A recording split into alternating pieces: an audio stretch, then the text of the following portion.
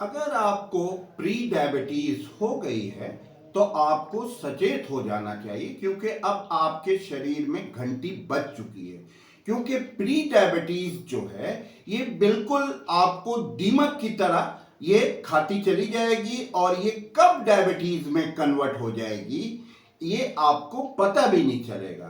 तो HbA1c जो आपका 5.7 से 6.5 होना चाहिए, जो प्री डायबिटिक रेंज है।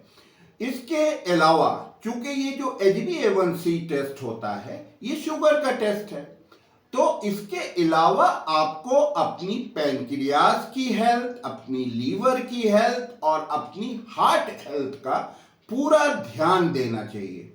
क्योंकि पैनक्रियाज का जो टेस्ट होता है वो होता है आपका फास्टिंग इंसुलिन टेस्ट। अगर ये आपका 6 से ज्यादा है तो आपको यानी ढेर सारी प्रॉब्लम्स अब आने वाली है, तो इसको आपको 6 से कम रखना है। दूसरा जो आपका लीवर का टेस्ट है, तो इसमें जो है आपके लीवर फंक्शन टेस्ट में बहुत सारे पैरामीटर्स होते हैं।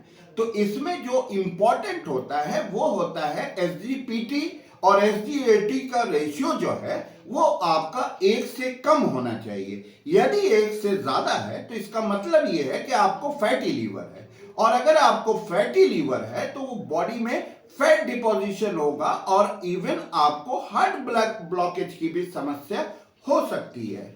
तो आपको जो है ये हार्ट का भी टेस्ट आपको जो है वो करवा लेना चाहिए, क्योंकि अगर आप हार्ट का टेस्ट नहीं करवाएंगे तो आपको हार्ट अटैक या हार्ट ब्लॉकेज की समस्या कभी भी हो सकती है।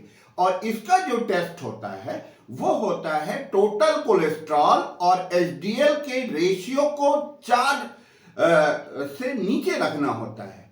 यूजुअली क्या होता है, अगर आपका सपोज जो आपका टोटल कोलेस्ट्रॉल अगर 200 है तो आपका HDL शुड भी आपका जो है वो 50 से नीचे नहीं होना चाहिए।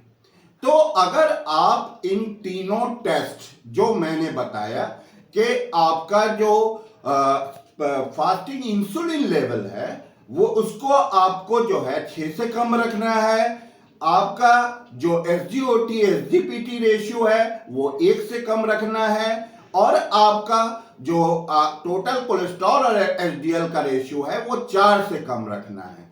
और ये अगर आपके ये सारे पैरामीटर्स जो हैं डिरेंज हैं तो आपको फौरन जो है किसी भी डॉक्टर से कंसल्ट करना चाहिए, या आपके जो डायबिटीज रिवर्सल कोच हैं उनसे आपको संपर्क कर लेना चाहिए।